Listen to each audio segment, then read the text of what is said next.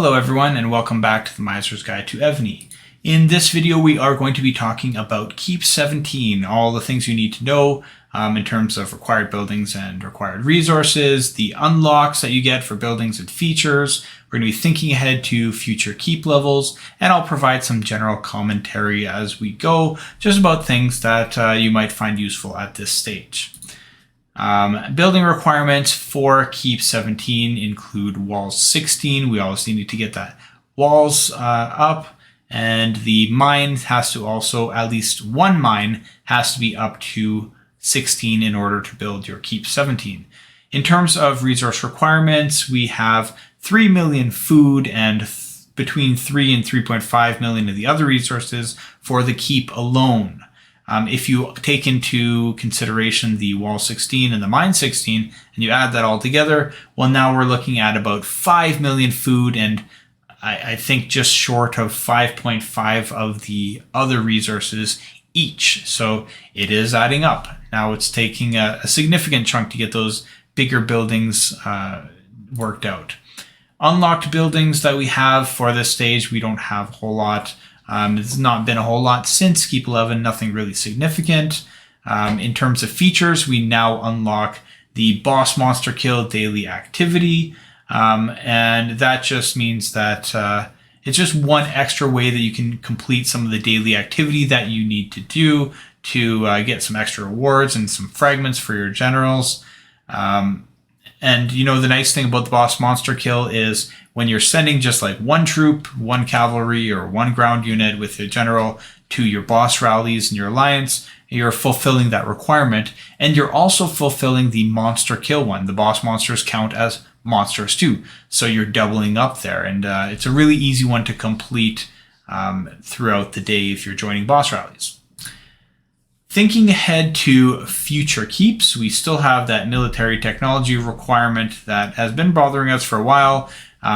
Continue to upgrade your academy so that you can work on that military, work your way down. And you know what, I think it actually stops around I think it's Keep 19 that we no longer have to do the requirement, but I'll still mention it because at that point, you're still going to want to work down so that you can get that keep level, that military technology up to the point where you get that extra March slot.